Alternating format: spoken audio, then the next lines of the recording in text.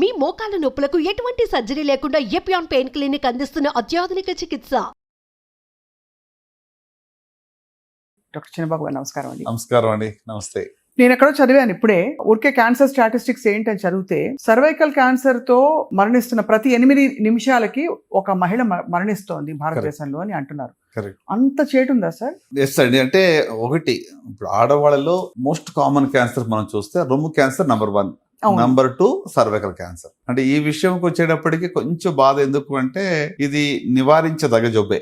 Correct, అవును. అంటే in that sense మరి ప్రతి 8 నిమిషాలకి ఒక లైఫ్ ని మనం పోగొట్టుకోవడం అనేది ఇట్స్ వెరీ సాడ్ అండి, చాలా దుఃఖకరమైన విషయము.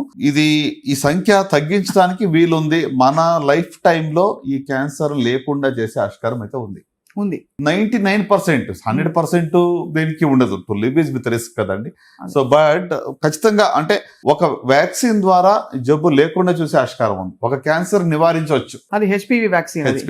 అంటే ఇది ప్రజలకు తెలుసు, కానీ ద సాడ్ పార్ట్ ఏంటంటే ఓవరాల్ లో ఈ యొక్క వ్యాక్సిన్ టేకప్ 5% కూడా లేదు. అది ఎందుకంటే మన దాకా రాదని ఇప్పటికే అనుకుంటారు, కానీ మన దాకా మన చుట్టూ వచ్చేసింది. అంటే గ్రామీణ ప్రాంతాల్లోనే అనుకున్నా కానీ అర్బన్ వాళ్ళు కూడా వ్యాక్సినేషన్ పెద్దగా తీసుకోరు. అండ్ ఈ క్యాన్సర్ కొంచెం ఇటీవల సంఖ్య తగ్గింది కంపేర్ టు నేను initial faces Nizamabad every week వెళ్ళేటప్పుడు మన నెలకు అట్లీస్ట్ ఒక 5 నుంచి 10 సర్జరీస్ చేసేవాడిని. ఇప్పుడు ఆ సంఖ్య తగ్గింది. సో ఓవరాల్ హైజీన్ పెరగటము, లైఫ్ స్టైల్ ఇంప్రూవ్ అవటము, ఓవరాల్ లివింగ్ కండిషన్ పెరగటం వల్ల ఈ యొక్క సంఖ్య అనేది తగ్గుతూ వచ్చింది. బట్ స్టిల్ గ్లోబల్ గా మనం చూస్తుంటే ఒక 35 to 40% సర్వైకల్ క్యాన్సర్స్ ఏషియా నుంచి, ప్రత్యేకంగా ఇండియా నుంచి వస్తుంది.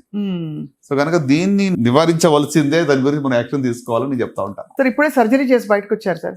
ఏంటి సార్ కేసు? మీకు ఎలాంటి కేసెస్? మీరు అంటే అంత రోజు ఏదో ఒకటి ఇలాంటి రాచకొండ గురించి మాట్లాడడం తప్ప వేరే ఉండదు మీకు ప్రపంచంలో.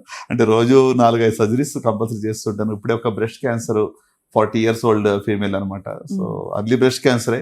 సో బ్రెస్ట్ కన్జర్వింగ్ సర్జరీ అని చెప్పి ఒక లంప్ వరకు తీసి ఆర్మ్ పిట్ లో లింఫ్ నోడ్స్ క్లియరెన్స్ పూర్తిగా చేయకుండా ఒక సెంటినల్ నోడ్ బయాప్సీ అని చేస్తాం కొత్త టెక్నాలజీ ద్వారా. అంటే లింఫ్ నోడ్స్ లో జబ్బు ఉందా లేదా అని ఒక డై ఇచ్చి చూస్తాం అనమాట. సో అది చేసి అది ఫ్రోజన్ సెక్షన్ పంపిస్తాం. అంటే డ్యూరింగ్ ద సర్జరీ ఆ యొక్క లింఫ్ నోడ్ టెస్టింగ్ పంపిస్తాం పెథాలజీకి. సో ఆ టెస్ట్ లో నెగిటివ్ వస్తే లింఫ్ నోడ్ క్లియరెన్స్ అవసరం లేదు. ఇప్పుడు ఈ మహిళ 40 years అని చెప్పారు కదా, ఎందుకు వచ్చింది ఆవిడ క్యాన్సర్ అని ఎలా చెప్తారు సార్? అంటే చెప్పగలుగుతాం, ఆవిడ సడన్ గా వచ్చి ఉంటుంది మీ దగ్గరికి, సింప్టమ్స్ తో వచ్చారా? తను బ్రెస్ట్ లంప్ తోనే వచ్చింది. అంటే ఇప్పుడు లంప్ లేకుండా రావాలంటే స్క్రీనింగ్ తప్ప వేరే మార్గం లేదు. మనకు లంప్ ఉన్నా కూడా నిర్లక్ష్యం చేసి ఇంకా చాలా పెద్దగా అయ్యాక లేట్ స్టేజ్ లో మన దగ్గరికి వస్తా ఉన్నారు. సో అన్ఫార్చునేట్ గా అంటే ఎందుకు క్యాన్సర్ లో మీరు ఇందాక ఒక మాట చక్కగా చెప్పారంటే అంతా బాగుంది అనుకుంటున్నారు, సడన్ గా జబ్బు వచ్చింది అన్నట్టుగా వచ్చి చూపించుకుంటున్నారు. దానికి కారణం ఏంటంటే చాలా వరకు క్యాన్సర్ లో ముందుగా ఎర్లీగా సిమ్టమ్స్ ఉండవు, ఎర్లీ ఫేజ్ లో సిమ్టమ్స్ ఉండవు. సో సిమ్టమ్స్ వచ్చేటప్పుడు చాలా సార్లు అడ్వాన్స్ స్టేజ్ లో అయి ఉండొచ్చు. సో అలా చూస్తే ఇప్పుడు మరి మనకి స్క్రీనింగ్ అనేది అందుకే చాలా ఇంపార్టెంట్. స్క్రీనింగ్ ఎవరికి చేస్తాము? సిమ్టమ్స్ లేని వాళ్ళకి. నార్మల్ గా ఉన్నాను, నాకు ఏమి ఇబ్బంది లేదు అనుకున్న వాళ్ళకి చేసే పరీక్ష స్క్రీనింగ్ టెస్ట్లు అంటాం. సో దాంట్లో మరి 40 years అంటే రేర్ కాదండి. 18 years అమ్మాయి కూడా నేను బ్రెస్ట్ క్యాన్సర్ సర్జరీ చేశాను. So any age group it can affect, but age పెరిగే కొంచెం రిస్క్ పెరుగుతుంది. కానీ ఒక ఇంట్రెస్టింగ్ ఫ్యాక్ట్ ఏంటంటే స్వప్న గారు, ఇక్కడ మనకి కంపేర్ టు వెస్టర్న్ వరల్డ్, ఇండియాలో ఒక డెకేడ్ అర్లీగా వస్తుంది బ్రెస్ట్ క్యాన్సర్. అక్కడ 50s to 60s లో వస్తుంటే మన దగ్గర 40s to 50s లో వస్తా ఉంది. సో అంటే జియోగ్రఫీ కావచ్చు, లైఫ్ స్టైల్ కావచ్చు, ఓవరాల్ గా హెరిడిటరీ ఫ్యాక్టర్ కానీ మల్టీ ఫ్యాక్టోరియల్ అని బ్రెస్ట్ క్యాన్సర్ కూడా మనం ఒకే ఒక రీజన్ వల్ల వస్తుందని చెప్పడానికి లేదు. అంటే ఎందుకంటే సార్ డాక్టర్లు అందరూ ప్రాసెస్డ్ మీట్స్ తినద్దు, బర్గర్లు తినద్దు, పిజ్జాలు తినద్దు అంటారు. అవన్నీ ఎక్కువ తినే దేశం అమెరికా అని అనుకోవచ్చా? వెస్ట్ లో అమెరికా అయ్యుండొచ్చు, కరెక్టే. కానీ మనం కూడా ఫాస్ట్ క్యాచింగ్ అప్ కదా వెస్టర్న్ లైఫ్ స్టైల్లో. ఖచ్చితంగా మనం కూడా ఫాస్ట్ క్యాచింగ్. అంటే మనకి అంత తొందరగా రావడానికి డిఎన్ఏ మార్పులు ఏమైనా జరుగుతున్నాయా? డెఫినెట్లీ. అంటే మనకి అగైన్ జియోగ్రఫీ వైజ్ కానీ లేకుంటే జన్యు పరంగా కూడా కొన్ని మార్పులు ఉంటాయి. సో ఎగ్జాక్ట్ రీజన్ మనకు తెలియదు వై 1 decade early అని చెప్పి. బట్ స్టాటిస్టిక్స్ మనం చూస్తుంటే ఖచ్చితంగా మన దగ్గర అర్లీగానే కనబడతా ఉంది. సో మీరు as a physician and surgeon sir, మీరు చాలా చూసుంటారు. ఎన్ని కేసెస్ చూసినా ఒక మూల కారణం పట్టుకుంటాం కదా, వాళ్ళు ఏం తప్పు చేశారని.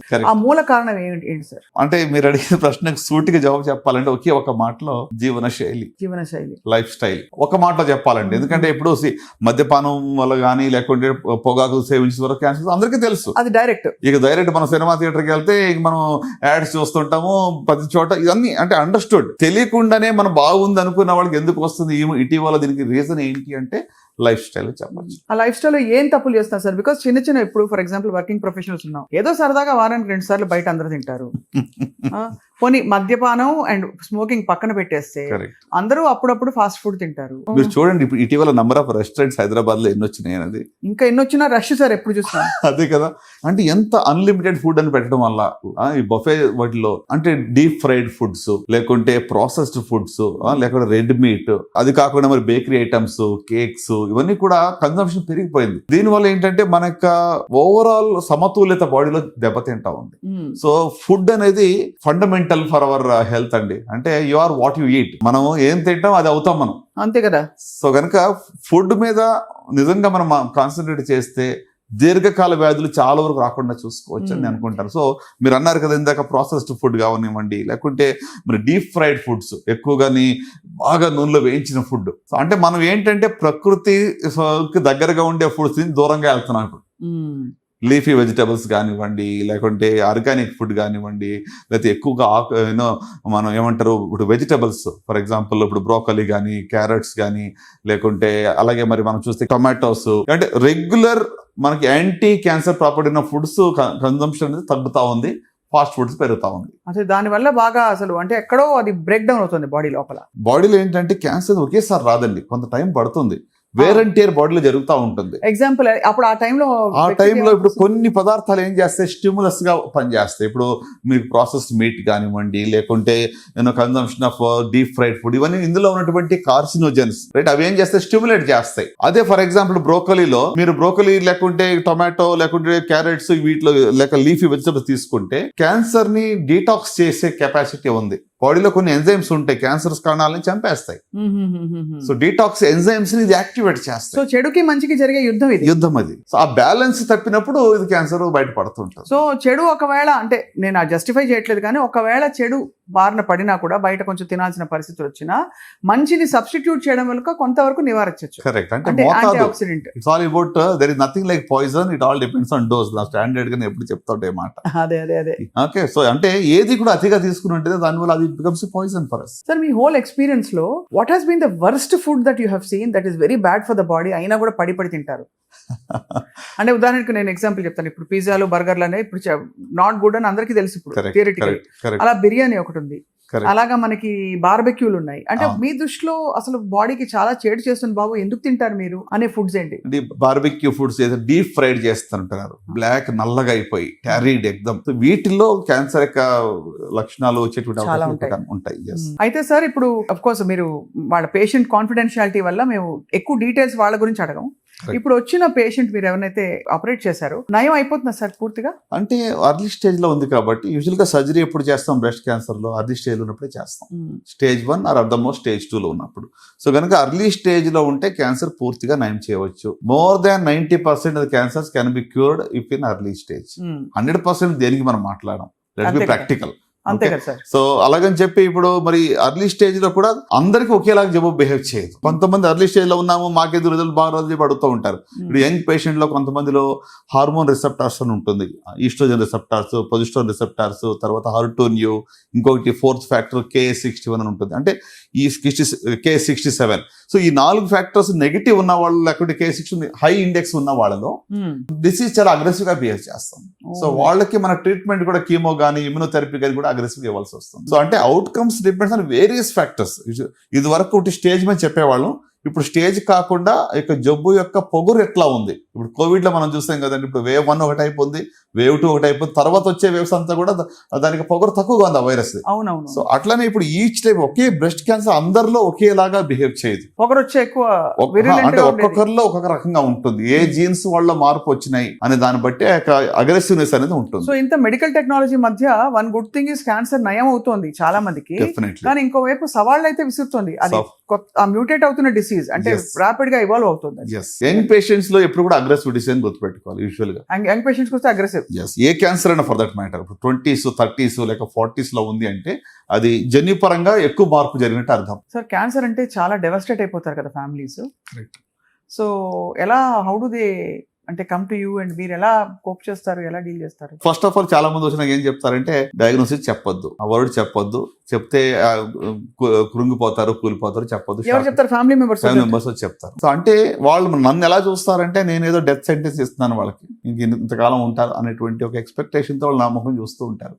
సో అంటే ఇది రియలీ పెయిన్ఫుల్. ప్రతిరోజు కూడా వాళ్ళు ఇంకెంతకాలం ఉంటుంది, లైఫ్ ఎంత అడిగినప్పుడు వాళ్ళకి ఏం చెప్పాలి? మనం ఉన్నది ఉన్నట్టుగా చెప్పాలా? ఎగ్జాక్ట్ గా మనం చెప్పగలమా? ఫస్ట్ ఆఫ్ ఆల్ అన్ని జబ్బులు ఒకేలాగా బిహేవ్ చేయవు. ఒక ఓవరాల్ ట్రెండ్ బట్టి మనం ఒక గెస్ట్ చెప్తాం తప్ప I can't exactly quantify somebody's life కదండి. సో అంటే it is really in a way painful. ఎందుకంటే 80% ఇప్పుడు కూడా లేట్ స్టేజ్ లో మన దగ్గరకు వస్తున్నారు కదా. అంటే మెజారిటీ వాళ్ళకి బ్యాడ్ న్యూస్ ఇవ్వాల్సి వస్తుంది. అవునవునవును, బ్యాడ్ న్యూస్. అంటే మీరు స్టేజ్ 3, 4 లో ఉన్నారు.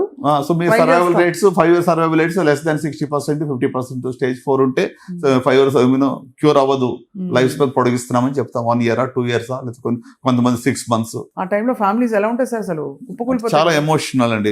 డెఫినెట్ గా ఇట్స్ వెరీ పెయిన్ఫుల్. అంటే క్యాన్సర్ లో ఒకటి ఏంటంటే పేషెంట్ తో పాటు ఫ్యామిలీ అంతా కూడా సఫర్ అవుతుంది. బోత్ ఎమోషనల్లీ, ఫైనాన్షియల్ గా కానీ, సోషల్ గా కానీ, మొత్తం ఫ్యామిలీ సఫర్ అవుతుంది. అసలు ట్రీట్మెంట్ తీసుకుంటున్నప్పుడు కూడా నేను విన్నది చాలా పెయిన్ఫుల్ గా ఉంటుంది. అంటే సర్జరీ అంటే దెబ్బతో అయిపోతుంది, బట్ ఆ తర్వాత కీమోథెరపీ కానీ, రేడియేషన్ కానీ, దాని సైడ్ ఎఫెక్ట్స్ కానీ చాలా డ్రైన్ అవుట్ అయిపోతారు కదా సార్. డెఫినెట్ గా అంటే I won't say cancer treatment journey simple అని చెప్పను కానీ, బట్ గత 10 ఏళ్లలో క్రితానికి ఇప్పటికి చూస్తే మార్పులు బాగా వచ్చాయి. బట్ ఈవెన్ దెన్ ఇది రాకుండా చూసుకుంటాం అంత ఉత్తమమైనది ఏది లేదు అని మనం గ్రహించుకోవాలండి. ఇప్పుడు ఫుడ్, మీరు ఇందాక ఫుడ్ గురించి మాట్లాడుతుంటే అదే అంటున్నాను. ఇప్పుడు ఫుడ్ జాగ్రత్తలు ఒక 2-3 decades తర్వాత కూడా ఎఫెక్ట్స్ చూపిస్తుంటుంది.